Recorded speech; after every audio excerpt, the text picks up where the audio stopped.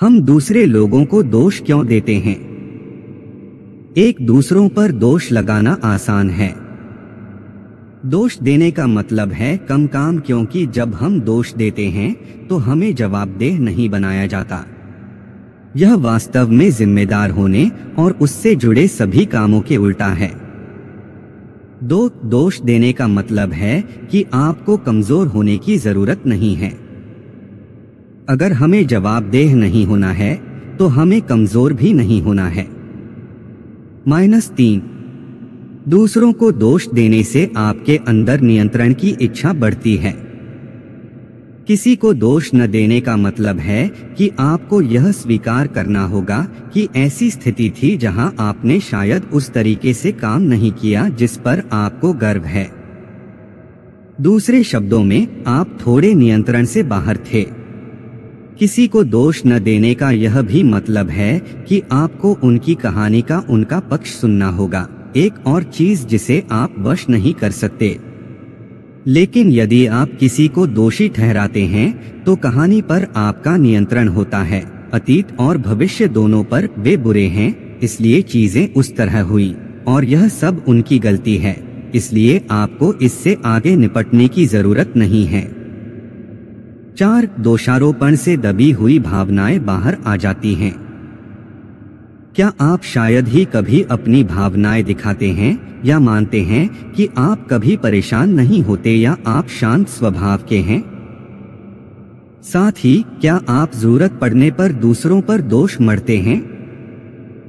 यह संभव है कि आप अपने भावनात्मक दर्द को कम करने के लिए दोष का इस्तेमाल कर रहे हों, जिसे आप महसूस तो करते हैं लेकिन दबा रहे हैं। और इसे कम करने से आपको बहुत राहत मिल सकती है। इसलिए हो सकता है कि आप इसी वजह से बहुत ज्यादा दोष दे रहे हों। 5, दोष आपके अहंकार की रक्षा करता है। एक तरह से दोष देना सामाजिक तुलना का एक रूप है जो स्थिति की तलाश है। यदि आप किसी को दोष देते हैं तो यह आपको श्रेष्ठ स्थान पर रखता है, जिससे आप अधिक महत्वपूर्ण महसूस करते हैं और उनके बुरे के विपरीत अच्छे व्यक्ति बन जाते हैं। बेशक कुछ लोग खुद को पीड़ित बनाने के लिए दोषारोपण का इस्तेमाल करते हैं। यह वास्तव में अभी भी एक अहंकारपूर्ण कदम है, क्योंकि जब आप बेचारा मैं मोड में होते हैं तो इसका मतलब है कि आप सभी का ध्यान आकर्षित करते हैं और फिर भी आप अच्छे व्यक्ति हैं। दोष लगाने से आप क्या खो रहे हैं? अगर आप यह सोचते हैं कि दूसरों पर दोष मढ़ना चिंता की बात नहीं है तो फिर से सोचें। दूसरों पर दोष मढ़ने से आपके जीवन और व्यक्तित्व पर दीर्घकालिक परिणाम हो सकते हैं। यहाँ बताया गया है कि आपको क्या नुकसान हो सकता है। 1, आपका व्यक्तिगत विकास। दोष देना एक बचाव है और लगातार खुद का बचाव करने में समय बिताना वास्तव में एक अंशकालिक काम है जो हमें सबक और विकास के मामले में दूसरों से मिलने वाली चीजों से दूर रखता है। 2, आपकी शक्ति। हर चीज के लिए दूसरों को दोषी ठहराकर आप वास्तव में खुद को शक्तिहीन बना रहे हैं। इसके बारे में सोचें, अगर हर चीज के लिए दूसरे को दोषी ठहराया जाता है तो इसका मतलब है कि आपके पास कुछ भी बदलने की शक्ति नहीं है, क्योंकि लगाम उनके पास है। यदि आप जवाबदेही से बचने के लिए दोष का उपयोग करते हैं तो आप अपनी भावनाओं के बारे में सच बोलने से भी बच रहे हैं और दूसरों की भावनाओं को स्वीकार करने और सुनने से भी बच रहे हैं।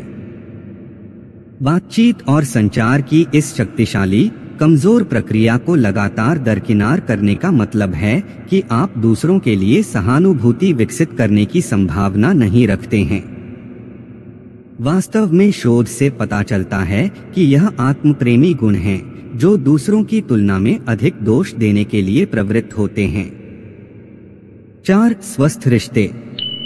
यह देखते हुए कि दोष स्वस्थ संचार को दरकिनार कर देता है, जिसकी रिश्तों को पनपने के लिए जरूरत होती है, यह आश्चर्य की बात नहीं है कि यदि आप दोष देने वाले हैं तो संभवतः आपके दूसरों के साथ मजबूत रिश्ते नहीं हैं।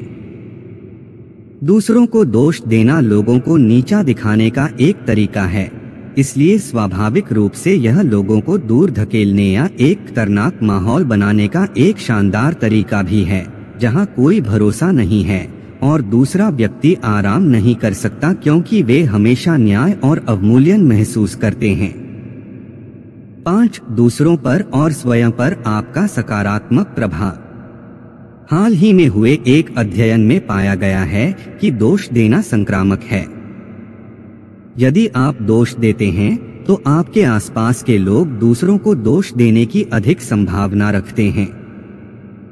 दूसरे शब्दों में, आप अपने आसपास के लोगों में, काम पर और घर पर जिम्मेदारी से बचने की प्रवृत्ति फैला रहे हैं। इसके क्या परिणाम होंगे, इस बारे में सोचें, खासकर यदि आपके छोटे बच्चे हैं या आप नेतृत्व की ऐसी स्थिति में हैं जहां दूसरे आपकी ओर देखते हैं और आप खुद पर भी नकारात्मक प्रभाव डाल रहे हैं।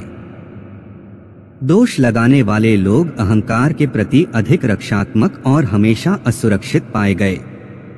इसलिए जितना अधिक आप दोष देंगे उतना ही आपका आत्मसम्मान कम होगा। यदि आप दोषारोपण के खेल में फंस गए हैं तो क्या करें? तो यदि आपको यह एहसास हो कि आप बहुत जल्दी दोष दे देते हैं तो आप क्या कर सकते हैं? अपने आत्मसम्मान पर काम करके शुरुआत करें। जितना अधिक आप में आत्मसम्मान होगा उतना ही अधिक आप स्वयं के लिए जिम्मेदार होने में सक्षम होंगे, और जितना अधिक आप अपनी मानवीयता और गलती करने की क्षमता को स्वीकार करेंगे उतना ही अधिक आप दूसरों में भी इसे स्वीकार करने और समझने में सक्षम होंगे। कहानी बताना बंद करने से भी मदद मिल सकती है। हम सभी को कभी कभी अपने भरोसेमंद दोस्तों से अपनी बातें कहने की जरूरत होती है, लेकिन बहुत ज्यादा दोषारोपण करने से यह बर्फ के गोले की तरह बढ़ता जाता है। हर बार जब हम किसी दूसरे व्यक्ति के बारे में कहानी सुनाते हैं कि किसी चीज के गलत होने का कारण वह व्यक्ति है, तो हम उसमें थोड़ी और बात जोड़ देते हैं, जिससे वह ज्यादा जिम्मेदार बन जाता है और हम कम जिम्मेदार। आखिरकार बिना ध्यान दिए हम उन चीजों के लिए उन्हें दोषी ठहरा सकते हैं जो उनसे संबंधित भी नहीं हैं। इसलिए कहानी सुनाना बंद करें। एक दिन के लिए भी किसी बात को पूरी तरह से भूल जाएं और देखें कि इससे आपकी ऊर्जा के स्तर और परिस्थिति के बारे में मानसिक तर्क पर क्या असर पड़ता है। दोषारोपण अक्सर एक धुंध पैदा करता है, जिसके हटने पर हम बिना किसी दूसरे नजरिए के देख सकते हैं। अगर आप कहानी बताने जा रहे हैं तो इसे किसी थेरेपिस्ट को बताएं। एक पेशेवर कोच, काउंसलर या मनोचिकित्सक न केवल आपको यह देखने में मदद कर सकता है कि आप कहां जिम्मेदारी नहीं ले रहे हैं, बल्कि वे आपको रिश्तों को सुधारने और व्यवहार के नए तरीके सीखने में मदद कर सकते हैं, जिससे आप अपनी व्यक्तिगत जवाबदेही और शक्ति से दूर होने के बजाय उसके भीतर कदम रख सकें।